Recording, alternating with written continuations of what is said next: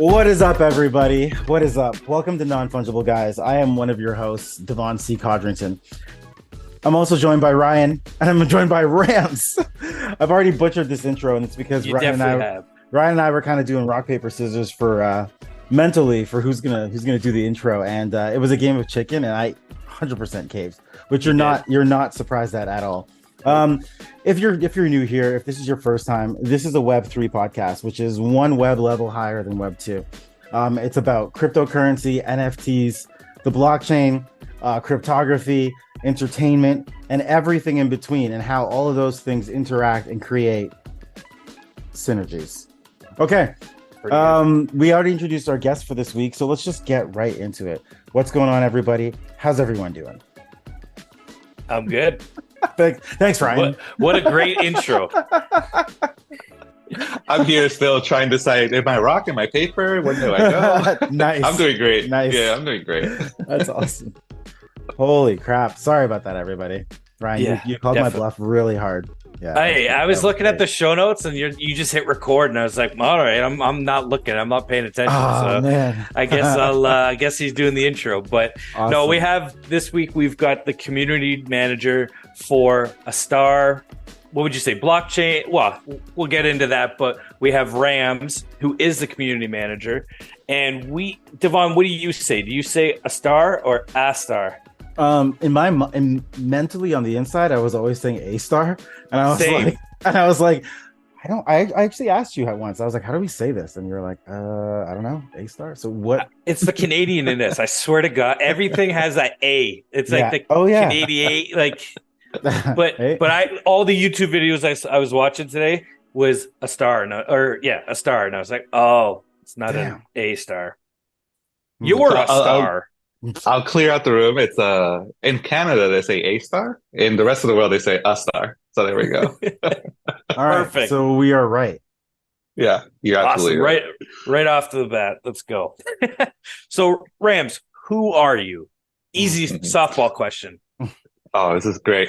Played softball for a total of one time in my life. I am the community growth lead or community manager, same thing here at Astar Network. Been involved with Astar for the last 3+ years since it was a wee little child, hitting the blockchain scene. And who I am personally, I'm an avid artist. Love drawing with my Ticonderoga #2 pencil. I love everything that it involves design as well, designing structures, designing spaces, background in architecture, and I'm a grandma's boy here at my grandma's house right now because we just got done hanging out. So that's who I am. That's awesome. I love it. That's hilarious. Oh, I love how you listed like how do you say it? Ticonderoga, the best. Like Ticonderoga. I've seen this pencil before. I didn't think it had any like sort of like history or anything crazy to it. I thought it just was like the typical pencil. Why is that? Why is it so good? Why is it the worst? Why is it so good? I could tell you from years and years of experience. It's the most the lead it's made that it has inside is just so smooth. It just really falls on the paper really nicely. It's not choppy like other cheap pencil. High quality eraser. The eraser on it is. Oh, it doesn't leave the red marks. It doesn't just streak. None of that burns through the paper. No, none of that. This is perfection. Amazing. Yeah. It's also like a New York pencil. You know, I'm from New York originally, right outside New York City. I'm currently in Portland, Oregon. And it's a fort over there in New York. And I think that's where the pencil manufacturer originally was from. Oh, well, cool. Very interesting. A little history lesson. I like it. Who would have thought we'd be talking about pencils right off the get-go, right? I know, right? That's the type of market we're in, right? Yeah. So I guess, how did you get your start in the Web3 space? I know for myself, I think I got in through NBA Top Shot, but I know with the Polkadot, that's the problem we have with Polkadot. We have no technical background. So once I start talking about that side of the space, I'm lost because it seems very technical. But how did you get into the Web3 space? Yeah, I think it started happening around 2018 into 19. I just started hearing about the rise and fall of Bitcoin and all these cycles that it's been through. And I was really intrigued by this new tech wave. Everyone at the time around me, my friends were like, yeah, this internet magic money, magic beans and stuff like that. And I was like, okay, I finally took some time out to read about it. And I read something that caught my eye. It was about smart contracts and how they're the future and how everything could be programmed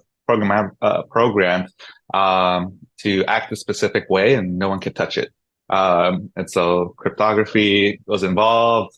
Started learning about just the simple nature, the foundation of all these smart contracts. And obviously that opened the door into Ethereum.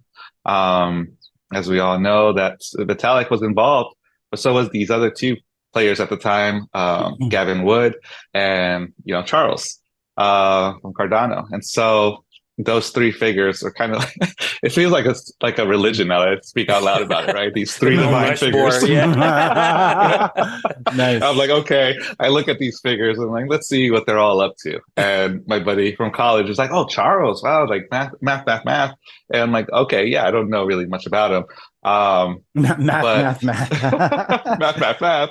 And I said to myself, okay, I'll just keep learning and diving into the space and experiencing it myself. Looking at how do people chit chat? Oh, Telegram? What is that? Yeah. So, right. And so all these different things came at me pretty fast and I liked it. Joining Discords as well, because some of these teams that, were launching projects and on smart contracts, were in Discord. So I'm like, okay, let's check those out. So long story short, it all started with Ethereum, smart contracts, got to know the different players in the space, the big heads, right? And I really liked at the time this Gavin Wood's vision of like a whole ecosystem all connected, right?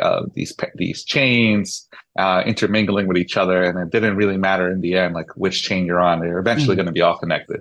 And I was like, dope. Let me jump into that. But obviously it was after like a couple of years doing the whole Sonic the Hedgehog and bouncing between projects and getting wrecked and just eventually landing in on my feet, not gracefully in the Polkadot ecosystem. And then, then I came across this Japanese project called Plasm, now Astar.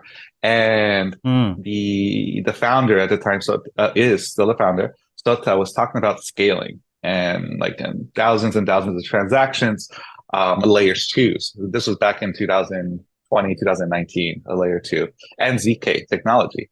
And I was like, cool. Still don't know what it means, but I'll figure it out. So I just got myself involved in the community within Telegram, Discord. Started learning, answering questions. I think this is a classic story too, of like a Web3 geek into the ecosystem. And then being recognized slowly for my contributions, right? And then even the NFT community / DAO that I partaked in last year and helped create that, and then eventually landed on the team, and now it's been about a year and almost a year and a half. Damn. Mm-hmm. The thing you're a part of, the DAO, is that the degens or? Yeah, Okay. the Astar degens. All right. That's mad. I know, right? I'm just like, okay, he said so many different things, and I'm like, where do we actually there's a lot from there? Okay. I'm like, did you kind of gloss over like how did you get directly? Okay, let's just go with ZK. Like, actually, is that jumping too far forward? Like, there's ZK EVM? I think I could go back to like the why Astar, right? And like what it is. Because what I wanted to ask is like, why that? Like, how did you kind of get there? But I'm like, you kind of touched on a bunch of stuff. Yeah. I think it's like one of those long journeys that I try to sum it up. So, why Astar? We'll get to ZK roll-ups after. Yeah, for sure. And I think besides my love for Japanese products, PlayStation owner, until probably got to crypto when I sold it because too time consuming. But I always admired like Japanese products the Japanese culture and a big anime fan myself. So there was like a natural like attraction to the Japanese like blockchain or just a product, right? A tech Yeah. product. Yeah. Plus like the I just felt it just felt right. Like there's a consistency. There was always this like culture fit because they were always trying to improve the Kaizen culture, they call it, right? Improving everything slowly. And so and that's how the team acted, you know, reading the articles, listening to them talk about, you know, Plasm at the time, then slowly why Polkadot? And because they wanted to interact with every other blockchain. So they wouldn't have to create everything. They could use other chains to supplement the other things they're missing. That makes sense. Because earlier on you talked about like that whole, like they're all going to be interconnected. It doesn't really matter. That does make sense. Okay. That's kind of where I get confused with Polkadot, because I know there's Polkadot, then there's parachains, and it's like Polkadot's the main hub, but then all the parachains are actually mini blockchains in a sense that all talk to the main hub. Then you start thinking about it. That's where I get confused, and then the whole technical aspects of everything. It's crazy, right? It's a Polkadot is that layer zero, we call it. It's just the underground network of security, and we call it the infrastructure, and we call it the relay chain. And every parachain is just attached to it, and because of that relay chain, we're able to connect to each other, intermingle, and send messages across. And those messages could be in the form of tokens. They will be NFTs, right? And each chain could be specific to what kind of application. So we're a smart contract platform. So we didn't go the scaling route, the ZK route. We instead pivoted and said, you know what, Polkadot is just that infrastructure security layer. There's nothing. There's no smart contract capability there. So Polkadot needs, you know, a platform which can house smart contracts. And that's where Astar came in. And I'm like, wow, this is perfect. Like the stuff I was already looking at, Ethereum is a smart contract, right? EVM. And now, boom, here we are with Astar Plasm turning into Astar, which is smart contracts. Interesting. Okay. So you guys are like the smart contract blockchain. Yeah, well, one of them. Like there's one more. Of them. Yeah, of course. Okay. But yeah. And you didn't like, I mean, maybe we should talk about, actually, we've gone so technical right away. And I was like, maybe we should be talking about what you do with, I was going to say, I can't even say it, Astar, because I'm like, we're getting technical, right? And I was like, do we go technical? As in like, you went for it because of a technical background or based on what you do? Or are you like, I'm good. You kind of just get it. It's like a little bit of both. But yeah, so what do I do? Yeah, let's talk about that. Interesting enough, besides like learning the technical stuff, which I really like and continue to learn, it's all based in the community. So because of my involvement, I think my demeanor and the way I act in public, whether it's on a call or just messaging, and your hair. And the flow, right? So I'm very jealous of it. It's growing out from under here, though. You got a nice flow too. Thanks. I was basically leaning into this role of, just managing. I was also a school teacher for 6th, 7th, and 8th grade for 5 years, and I kind of saw a lot of similarities between crypto people and classroom settings. So managing the room, managing children, exactly. And so I'm like, this is a walk in the park if you're able to be patient, right? And know what the attention seekers and all that stuff. And that really came in handy when helping manage Telegram communities, not just for Astar, but I jumped into different projects as well. And just always seemed to land with a role like an admin role or a mod role. And I'm like, what is it am I like a mom figure? Like, what? I'll take it. I'll lean into it. It's the hair. It's definitely the long hair. You just make everyone feel comfortable.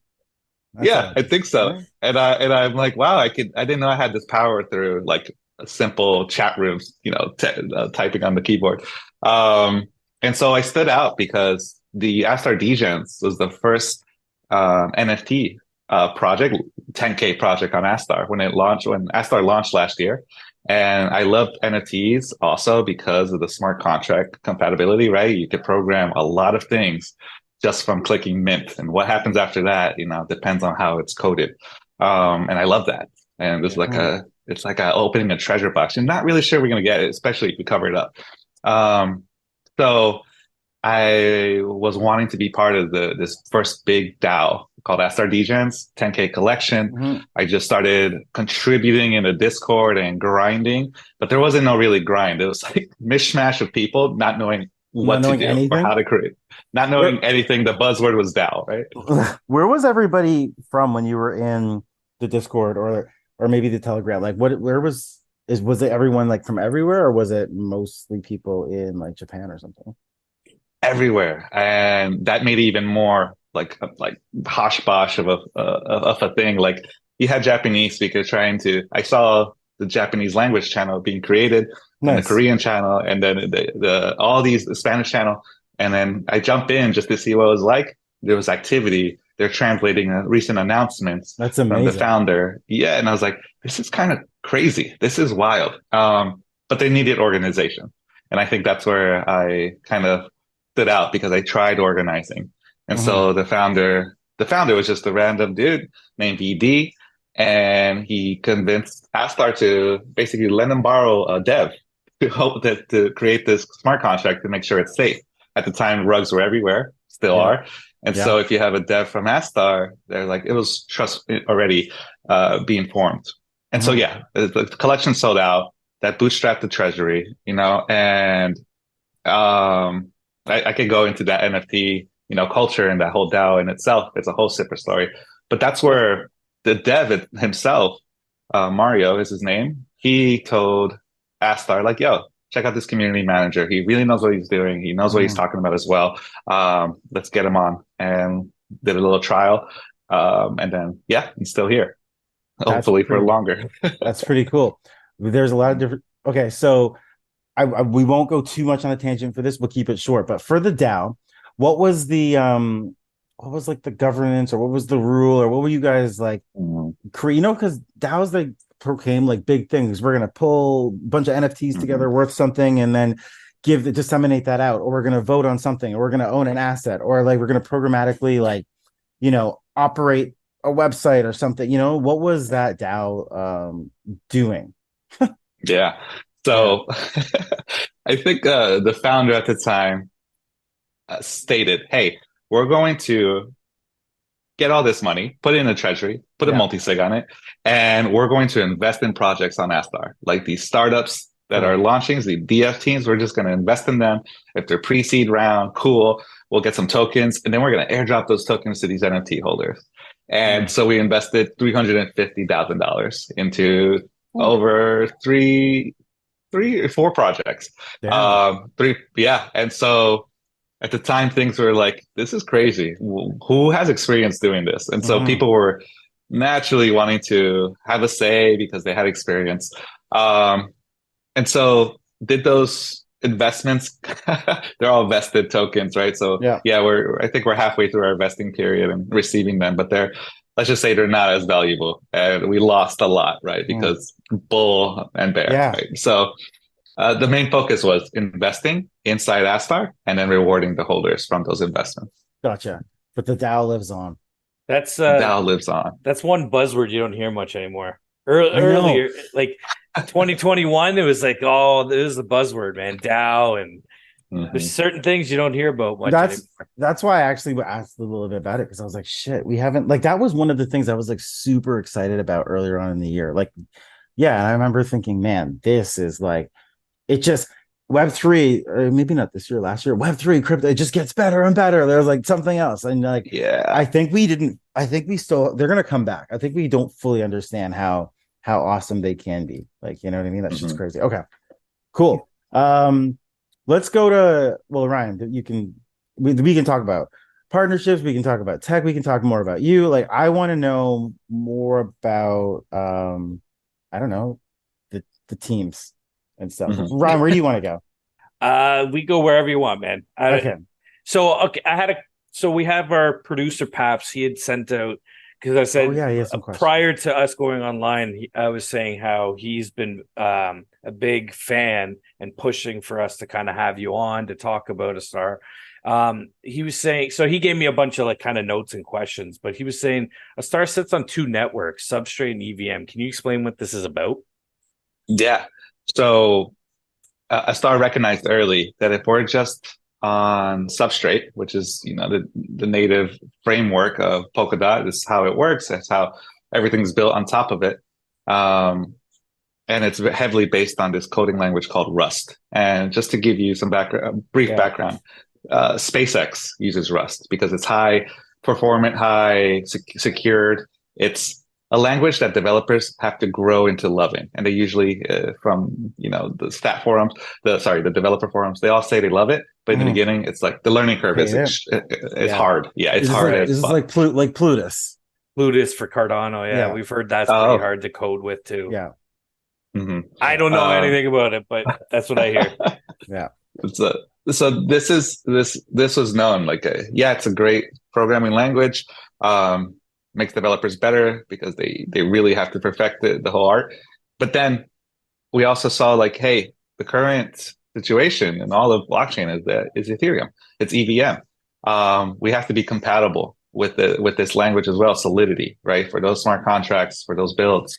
Why don't we make a multi-virtual machine? That's basically saying we're compatible with what things on Polkadot and Substrate. And then we're also compatible with the Solidity contracts that we want to attract from the Ethereum side.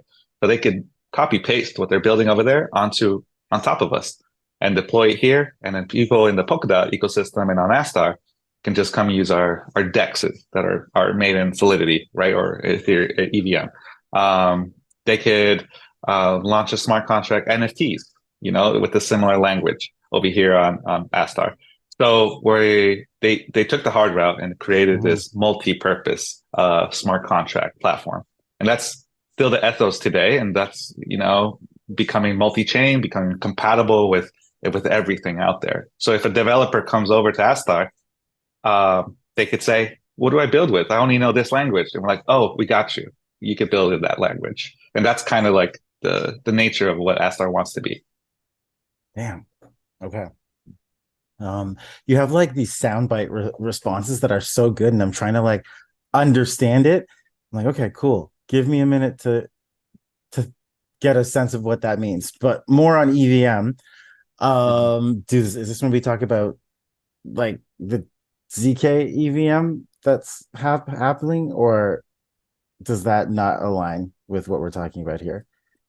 It aligns. Yeah, totally. Yeah. So like the difference of this zero knowledge EVM and how that changed, because I've been trying to understand, but like it gets pretty damn technical. Normally I kind of dive into that, and this one I was like, I don't really understand this that well. Do you know the difference between, like, if you were trying to explain it to like a 5-year-old, which is Ryan and me? I'll do my best. It's hard, I think. And I'm not gonna sugarcoat it. It's hard for me to understand like the potential. Everyone says the privacy part, the groupings of transactions that happens, and there's privacy in it. That's why we're able to like lower the fees a lot. Again, what it means for Astar, it means like incorporating a new technology, right? That's currently growing in popularity and usage. A lot of liquidity is being added to all these layer twos, and there's a reason. First of all, because the gas, right, on Ethereum, and everyone talks about that. The other reason is because the devs that I spoke to, they admire like these ZK tech. And I still, even when I saw it years ago and before Astar, ZK, zero knowledge, I'm like, what is this? But it's been a thing for a while. Even there was a video recently about how, the supposed Satoshi was talking about ZK many moons before. ZK snarks, ZK rollups, like a bunch of different things. Yeah.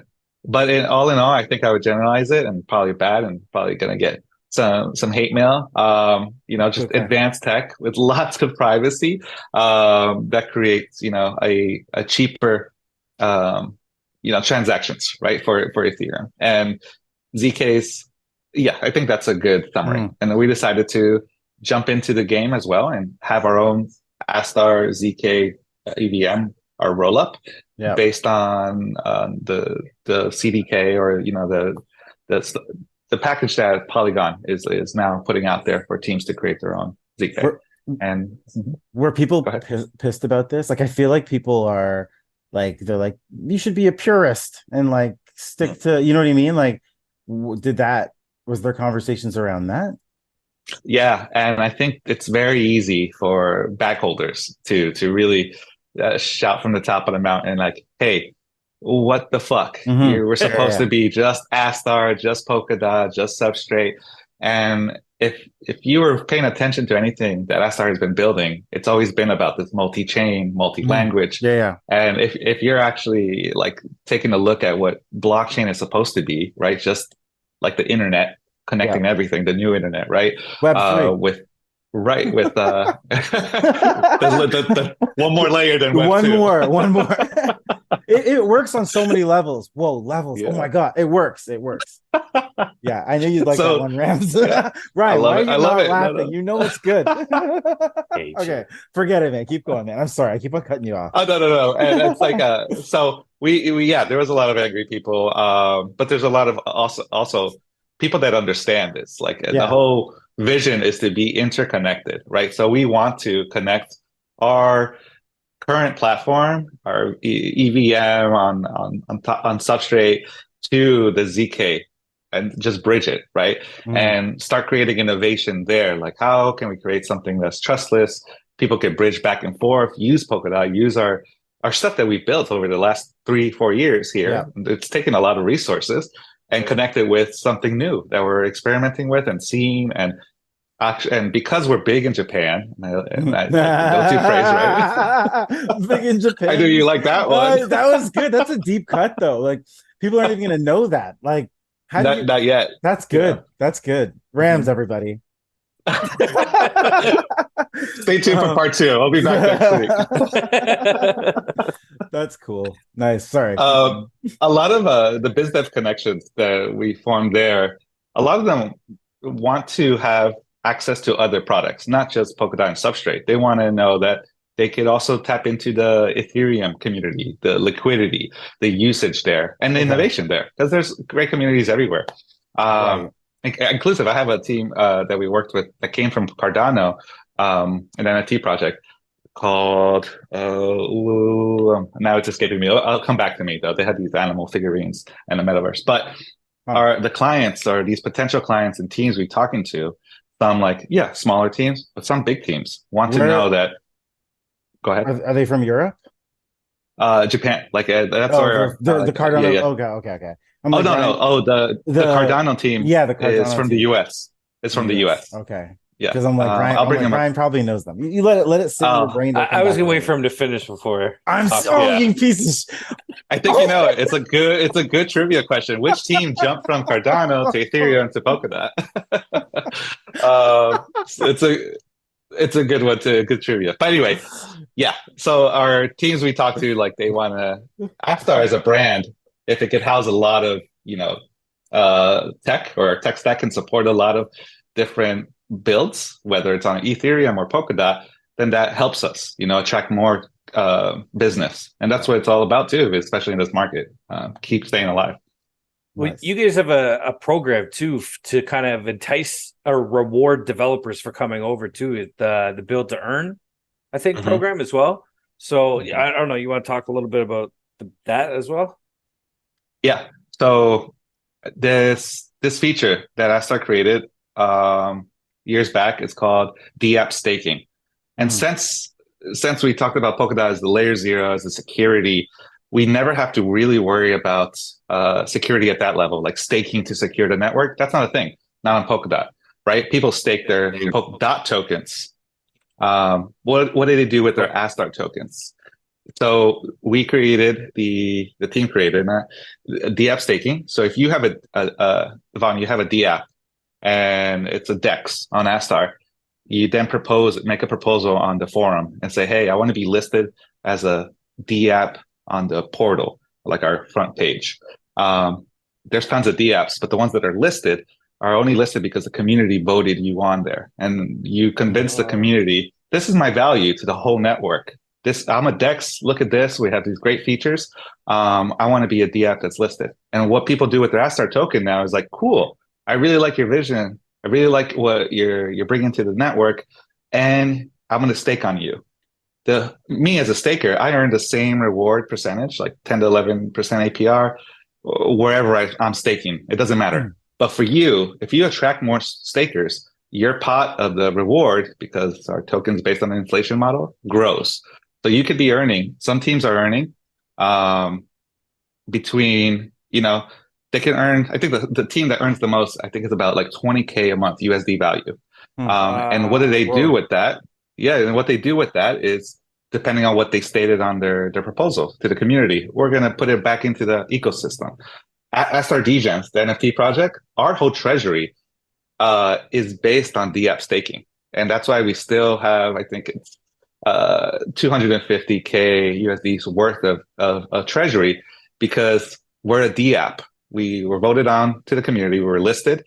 And so we have a DApp. All our community members and others, all our NFT holders decided to stake their Astar, their personal bags, onto us.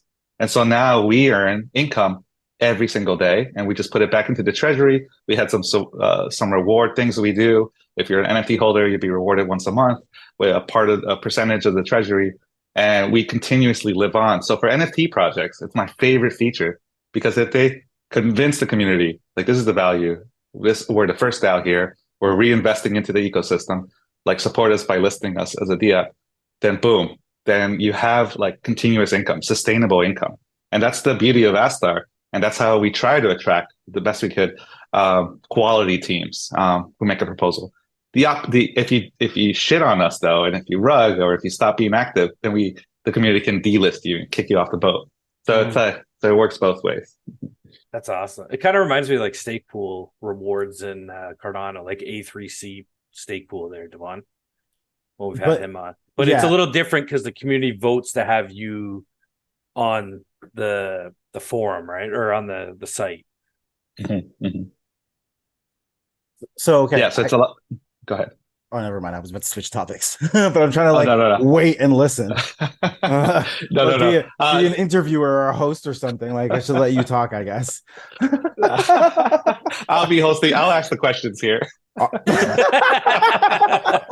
awesome. That is awesome. Back when you were talking about, I liked when you were talking about like how, people forget we're supposed to be branching out and connecting all these different things. And I was like, sure, we got a lot of other stuff to talk about. I was like, maybe we could talk about partnerships, because that was one thing that producer Paps, shout out producer Paps, had mentioned way back. It's like, man, these guys are doing shit with like Sony and different peeps. What's there was the train tickets or train station, or there's bags of chips with NFTs.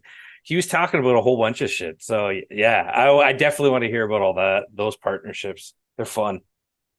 Yeah, I'll start with. Let's start with NTT Docomo. So this is like here in the US, Verizon, AT&T, T-Mobile, these conglomerates of the phone industry or the telecommunication industry.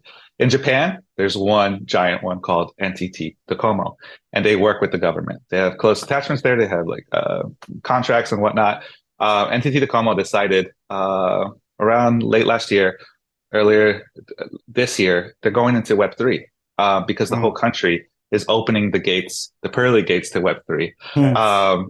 And so they said, we're going to invest 4 billion USD worth, right, of yen into Web3. And how they're doing it right now, they're slowly structuring it, like slowly exploring it. And they're saying, oh, Astar, you've been in the space a while, join this, this committee, basically, this group, alongside these other, I think it was 12 or 13 other groups. And we're going to form something, right? And this is one of those partnerships that is exciting because it's going to involve real world usage, right? NTT being telecommunications, how can we onboard, those customers or those clients onto this blockchain technology? And where does blockchain fit even, right? With, are they all just accounts? just easily manageable through this little viewer or browser. Who knows, right? But that's the whole point of this partnership, is to explore, propose, and use the funding to create things. So that's number one. And I think it goes under the radar, but it's, for me, one of the most exciting ones. The ones that capture the headlines are probably the Toyota and Sony. Toyota did a hackathon earlier this year with us, and together they wanted to see, I think the focus was DAO toolings, because of the culture of Kaizen, right? Always improving. Toyota being a historic company who's innovated, like how to improve. Like it goes without saying, they're looking at this technology and say, how do we improve the workforce? How can we connect and make everything more, streamlined or feasible to interact with the workforce, or more? So there was a hackathon there with Japanese heavy, right? And I think they're still exploring also the space. And then Sony, this one was more active in terms of like engagement and also broader reaching. They did an incubation. They selected, out of, I think it was 200 plus applicants, they selected 18, and they did an incubation program. They had a demo day at their office in Tokyo, and these teams were from around the world. And so they were choosing, it was kind of all general. They were choosing projects that were based on NFTs and anime IPs, like famous one, right? Some of these teams own some of these rights for them. And so they were exploring everything: e-commerce, music, metaverses or virtual worlds too. And they allow some of these teams to use leverage their brand to sort of innovate for the future. It's like, okay, if Sony was here, how would Sony be using this technology? So that was super cool. And so that actually formed into a bigger relationship. We have sort of a sister company, a spinoff company at Astar called Startail. And now Startail Labs is helping Sony create a whole blockchain. What? And that was the most... I love it. That's crazy. For me, it's a catalyst. I mean, there's one thing is like how companies, $105 billion worth company coming into Web3 says something or signals to other companies, yo, check out where and Sony's always been like ahead, in my view, ahead of the times and in many ways. So they want their own blockchain. And so our sister company is going to, there's not many details released, right? But they're the one being right there holding the hand, basically. Beautiful. Yeah, I can't wait for like blockchain tech and NFTs to kind of especially meld with video games and gaming and all the. I mean, think of all the microtransactions that are out there, and just everyone can kind of get a piece of the pie. That's exciting stuff with Sony. And that company's called Startail? Startail Labs, yeah. Cool. Yeah. You gonna nerd out on that name? No. Yeah, you know it. You know I am. I'm like, yeah. Googling right now. Yeah, 100%. That's cool. With NTT, it kind of, I mean, obviously the telecommunications already set up, but have you heard of helium, right? The helium miners and all that. It's kind of like all the miners become like a mesh network, and that's how the telecommunication. I don't know. I haven't done too deep of a dive in that, but that'd be cool to see something like NTT kind of integrate that whole. If they could do that with, you got miners, people, everyone's makes their network stronger, I guess is where I'm going with it. And then the cell phones can become a hive machine that connects together and form a mecha cell phone that's 100 feet tall, or maybe higher than that, and battles Mecha Godzilla. Because it's in Japan. Is that what you're thinking about? I think we have the next manga on. All right, we better copyright this. We got to delay the release of this episode. Yeah, that's hilarious. That's cool. That's really something. Okay. Cool. Where we go? Cool, man. Devon's favorite thing. Cool. The funny thing is, Ryan says it to me, and sometimes it's like it actually is cool. But then sometimes I'm very excited about something, and this guy's like, cool. And then it just like takes the winds right out of my sails, man. This guy's what a friend. What a friend. I know, right? I do love messing with him. It's a too great easy, joy in though. my life. It is pretty easy. Um, can we talk a little bit about tokenomics? Because I read one thing from like I don't know, what is this, a This guy's pamphlet or jumping all something? over the place. I know. We What didn't is even finish partnerships, but anyways, go okay, ahead. no, you know what? No, you're right. Tokenomics. No, Let's you're go right. let's go to tokenomics. No, there are actually more We'll go back partnerships to now. partnerships later, Devon. What about We'll the talk about the chips. The The chips. chips, Yeah, yeah. we'll talk about it later. We'll talk Are about you- it later. It's not going anywhere. All right. Yeah, Tokenomics. don't you guys cut it up, right? Not really. No. Oh, all like, we this keep not it raw. all this nonsense will be in the episode. So It's gonna. That's what they come for. yeah, exactly. We keep authentic. So what are so there's an infinite supply, or yes or no? Is that No, we have a finite supply. I think about okay? 8 billion. Yeah, but it's being created right as we speak, right? For every block that's being created. Okay. And I guess my question was at a high level, because I thought it was just like runaway never stops, but there was like some mechanism to ensure that added value. And I was just like, does Rams know how to speak about that? I mean, you pretty kind of got everything locked down so far. So go ahead. Yeah. He runs I the community. think I do. He has to know everything. I hope I do. You're let's see, solid. I think number go up. I think that's the whole economics, right? Awesome. Okay, back to the chips. Okay, No. there we go. Number go up. I like it. Let's see. So tokenomics, it's based on this locking mechanism, like DApp staking. So imagine if we had the community voted on 1,000 DApps and 1,000 developers with their own project, and then they brought in their community or created, or we had tons of holders not knowing what to do with their Astar. They support and stake on all these other DApps. So generally, it functions really easily. The more you lock up, right, the more that's less on circulation. People are buying more, and then yes, the actual benefactor is the people who are earning Astar, which are the stakers and the builders, because this is their income, right? We want them to continue innovating, continue maintaining their product on Astar, and getting paid in Astar. So their sell pressure is lower if the price is higher. So we're hoping not everyone's greedy and just selling it nonstop. And so this is one heavy part of the tokenomics. The other, like many other chains, part of it's burned when you make a transaction, right? So part of the fee is burned. Part of it goes on Polkadot. We don't have any validators, but we have things called collators. And so what they do is help confirm transactions, basically. And so you could run your own collator, and you get a part of the fee that people pay when they make a transaction. So part of them goes to them as well. And so with the ZK part is what everyone's question was, like, what are you going to do with ZK? You have to use Ethereum. Yes. Yeah. We have to, we have our gas and Ethereum on these ZK rollups.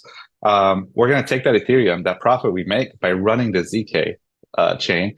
We're going to take that profit, buy Astar token, and burn the Astar token. So we're continuously reducing the circulator. And that's the gist of it. But again, going back to the builders, the focus on who's actually gaining the tokens is these builders. Interesting. Even I was able to digest that. Good job.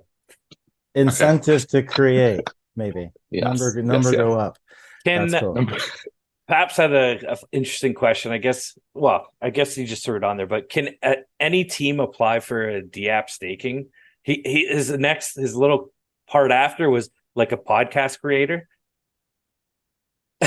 Yeah, you know what? Yeah. That's the whole beauty of DApp staking. It's open to everybody. You just have to make the proposal to the community and say, we want to make our own marketing DApp. Or even if, like, Astar DGEMs, we don't have a proper DApp, like something tangible you can go online and like click through, or nothing like that. We're a community, an NFT community, and we have a treasury that invest in projects on Astar.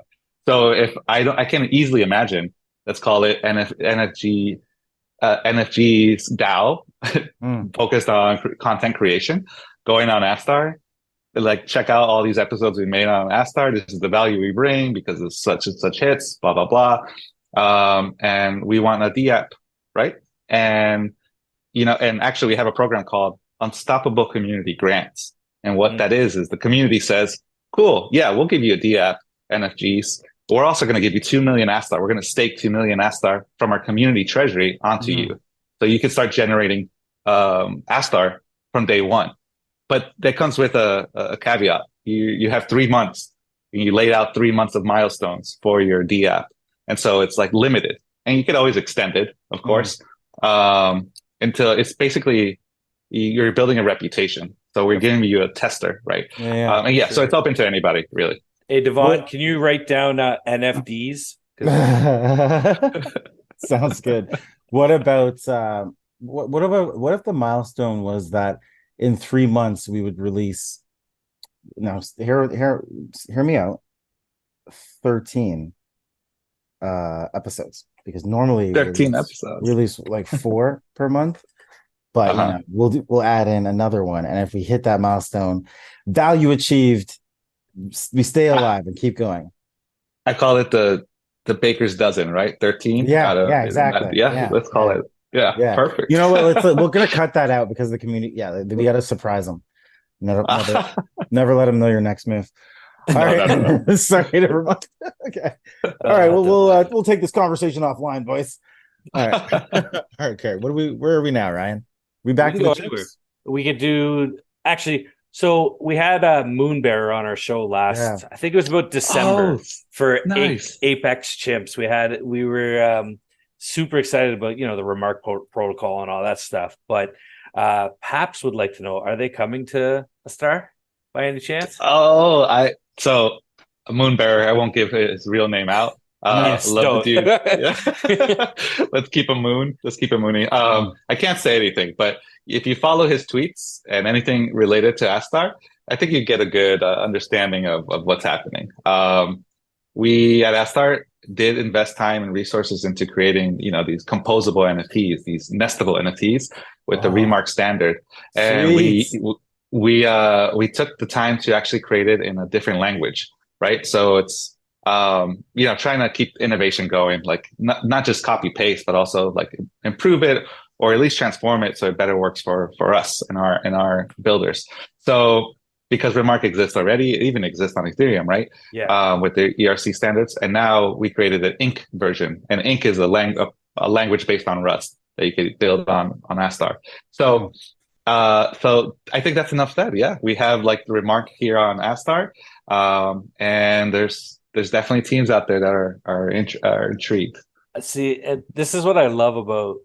Yeah, we started the podcast because we were talking about NFTs, but then it slowly evolved to become like this Web3. And I just love everyone just pigeonholes and has tunnel vision that it's going to be like just NFTs, but it's like there's so much you can do. And as technology grows and grows and grows, I'm excited to see where this space is going to be in, even a year, 5 years. There's so much. It's not going anywhere, the tech. And I mean, we dip our toes in the Polkadot and that kind of ecosystem, and it's just like it hurts my head talking about all this stuff, but I love learning it, and you're doing a great job, explaining it to a dummy like myself. But my God, no, but I really do love like you get excited about hearing like nestable NFTs, that term.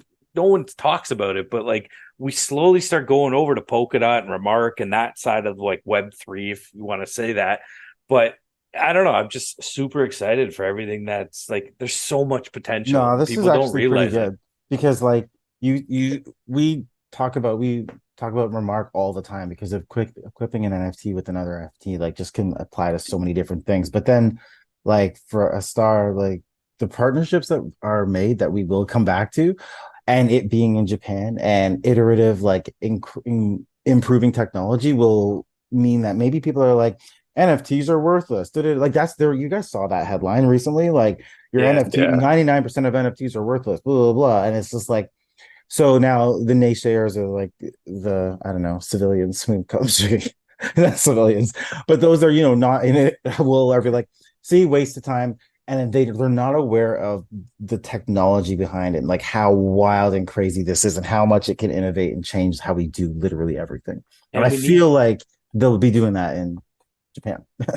definitely, Mhm. and we get like you need those failures. Yeah, 99% won't be Yeah, yeah. around, but you know what?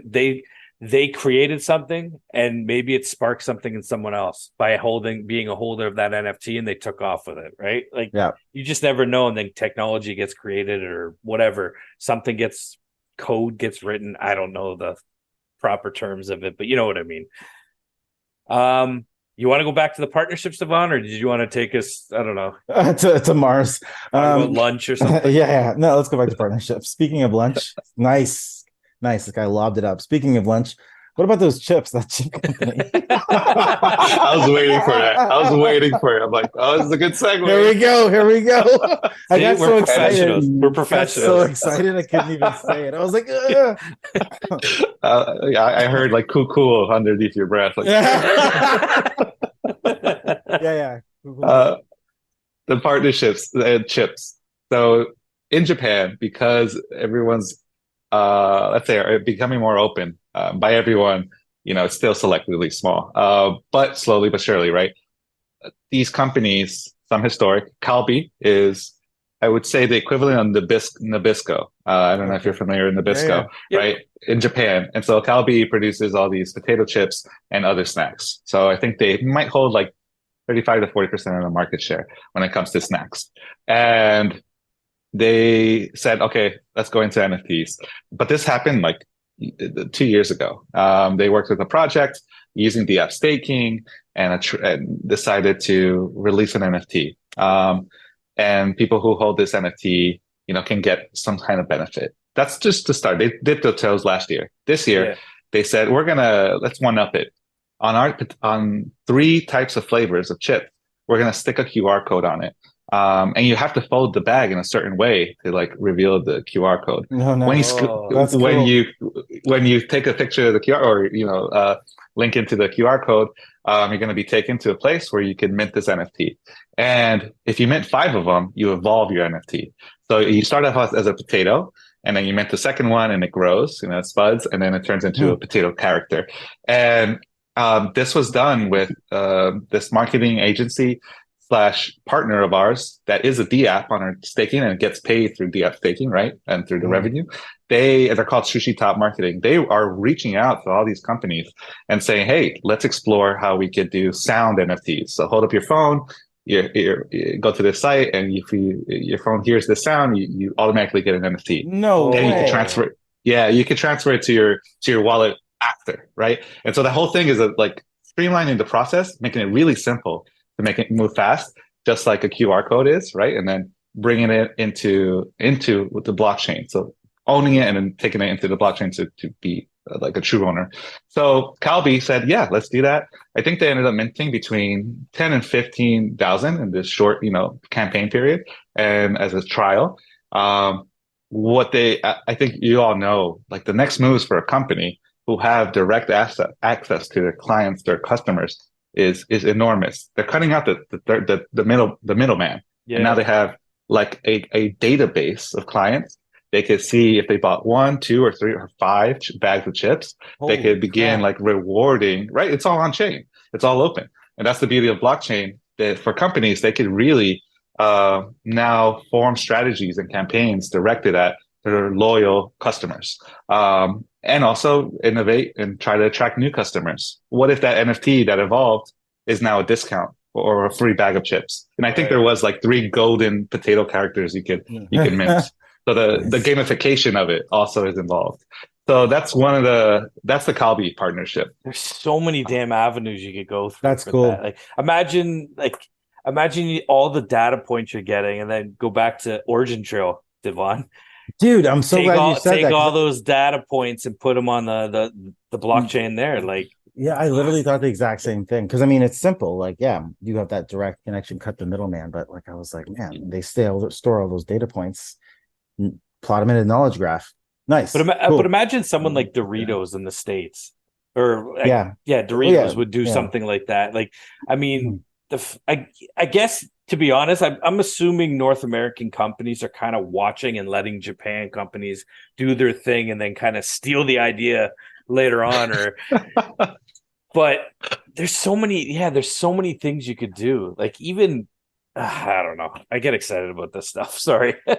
No, it's awesome. No, me too. Me too. Was there I'm trying to remember. Did we see a partnership where it was like an ATM withdrawal or something? There was like a print out a receipt. What was that one? I remember seeing something on Twitter about it.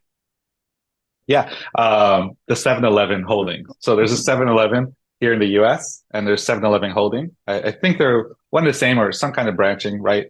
Same conglomerate, but they have ATMs inside these 7-Elevens in Japan.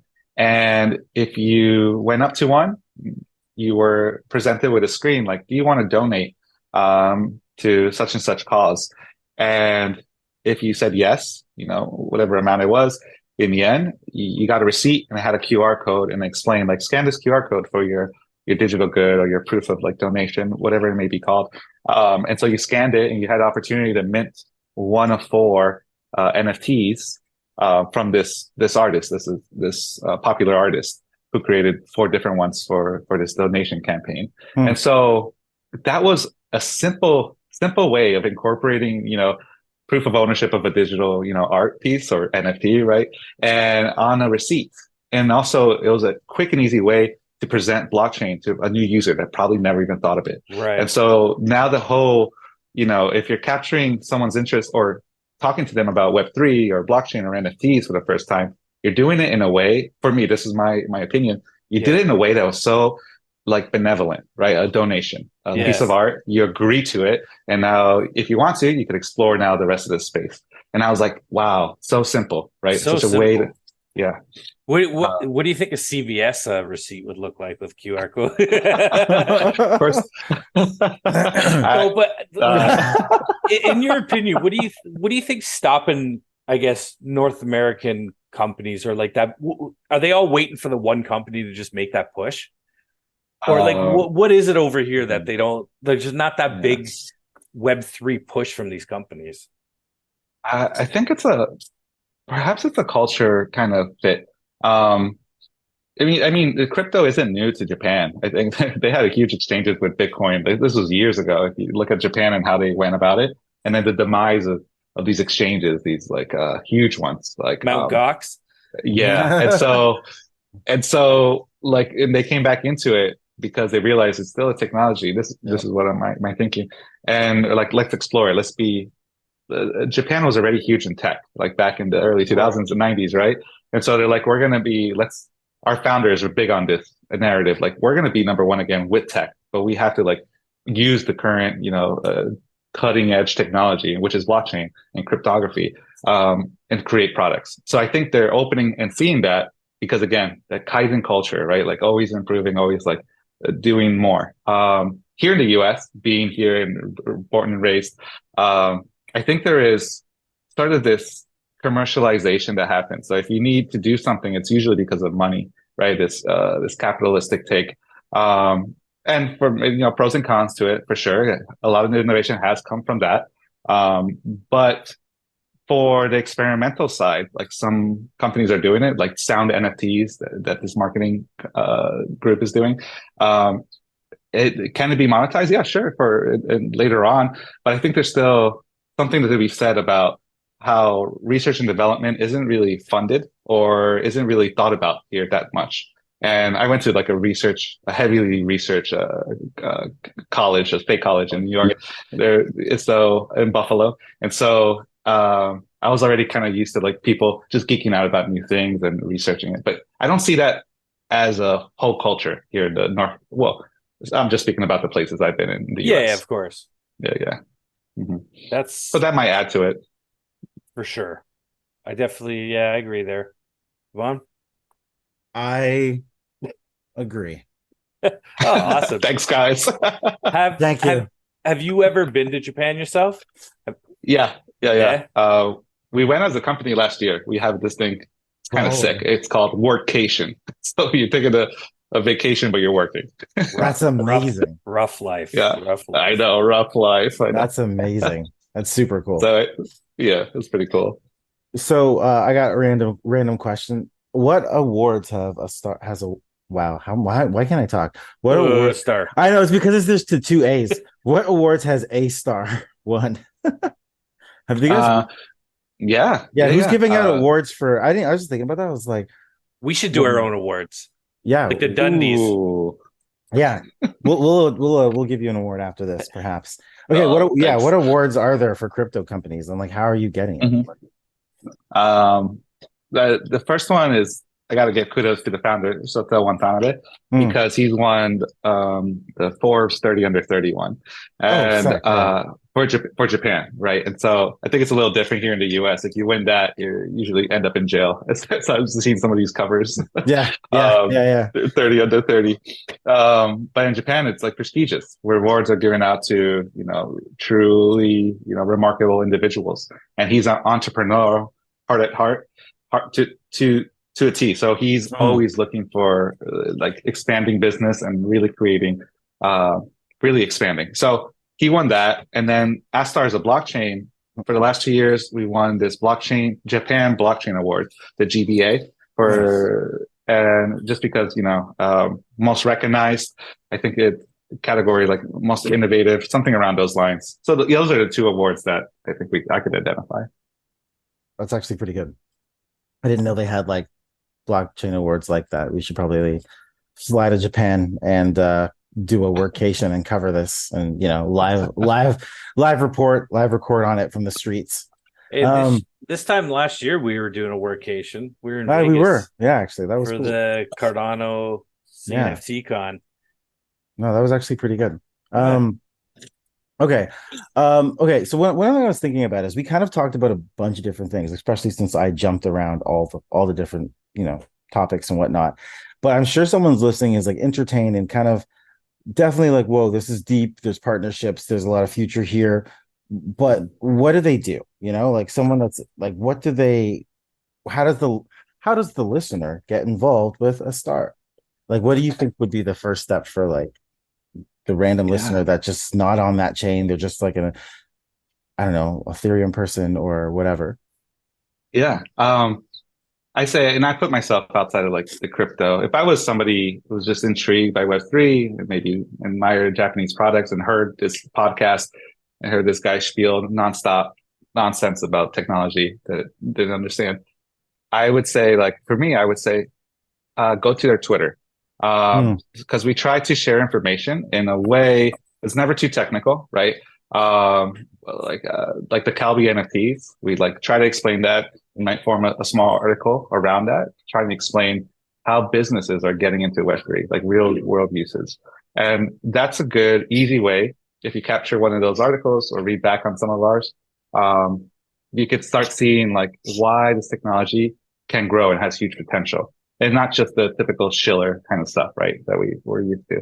So joining our Twitter is one of the first things. Start getting information there. If you have the capacity and bandwidth to tolerate Discord, then join us in our Discord. And if that would be more, I would say that's like a younger thing too.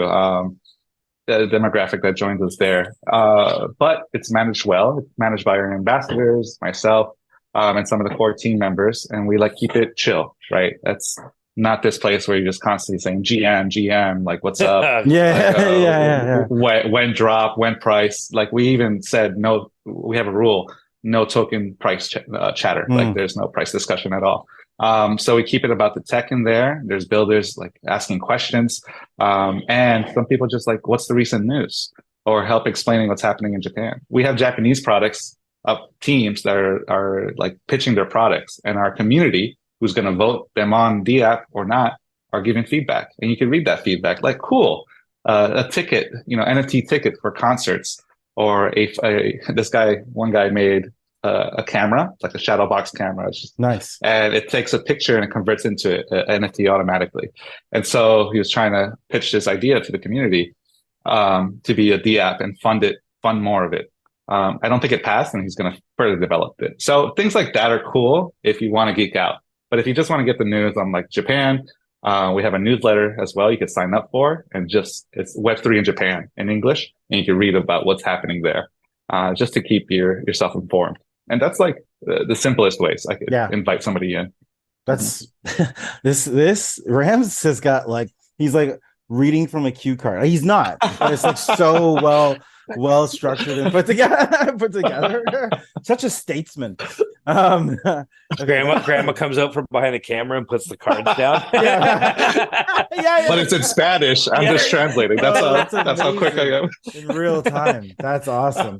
Oh God. That's cool. Okay, so this next one a little bit different. This is a twofer. What's your favorite restaurant in Japan, and what's your favorite restaurant in? I know you're in like Portland now, but what's your favorite restaurant in back home? Isn't Portland like drug land? Isn't everything legal there now? It's I'm just stepping all over your Portland question. Is weird. That's for sure. Oregon like decriminalized everything, right? Yeah. Just about. They don't even wear shoes. Is it just zombies walking the streets now? It's just naked people on bikes. Yeah, that's a real thing. It's not even a joke. Yeah. Anyway, sorry, go back to Devon's question. And leathery skin. Okay, never mind. Favorite restaurant in Japan. That one's hard. Speaking of leather, I think we had this Kobe beef. We balled out one night, right? You have to. You're there. Yeah. We had Wagyu beef, that marbly beef, and we put it over a little barbecue with coal on it, and then we're cooking it barely, right? And then you're just eating it. I don't remember the restaurant names because I couldn't remember all these. I just remember the food. So I would say if you're going to a restaurant, my favorite ones were all about the barbecue, the Japanese barbecue. Gotcha. In Portland, I would say this place, it started as a food truck called Fried Egg I'm in Love. And all they focus on is fried egg sandwiches. That's it. And I love it. Honestly, that sounds great though. Yeah. Oh, great hangover food. It's perfect. 100%. They have all these different types of fried egg sandwiches. So yeah, if you're coming here, check it out. They're a food truck. They turn into a brick and mortar spot, and you're almost guaranteed to love it if you like eggs. So okay. Do you guys have Dutch Bros coffee over there? Yeah. Do you have that? We don't. A buddy of mine, I think his family owns it. I met him through an NFT project. So shout out to Scoop Flow, but he's into NFTs and stuff. And I feel like, I think it was Dutch Bros is all the West Coast stuff. I think he's somewhere in your area. I think he's in Oregon too, actually. But cool. Yeah, how good that coffee's expensive. I tried it when I went to California in January. It's expensive, but damn, it's good. Oh, it's super sugary too. You know how the American runs on Dunkin'? America does run on sugar, man. It really does. Yeah. So being in Buffalo, you must have had Timmy's then. I had Tim Hortons. Yeah, I loved it. The holes, the little donut holes too. The Timbits. Timbits. That's hilarious.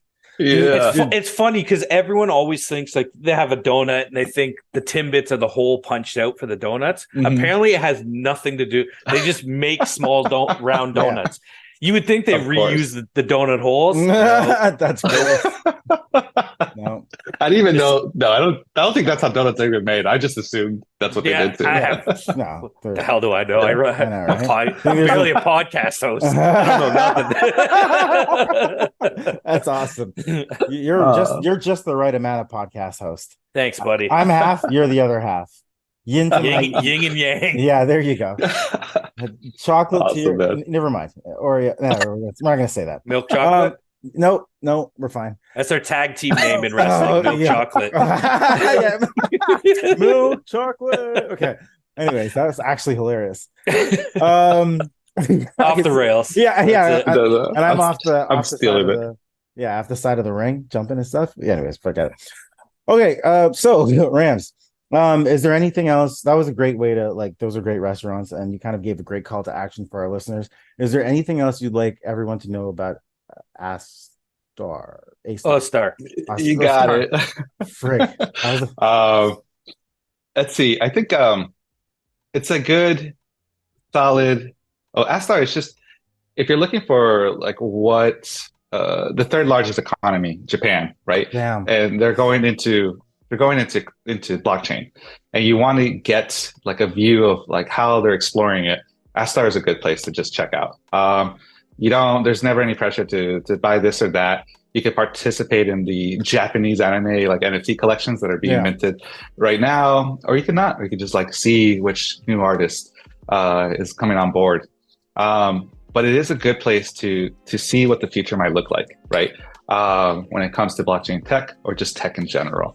So if we could give a window, and I think we do a good job, a window of the future, then I think we're doing our job for the whole all of the space.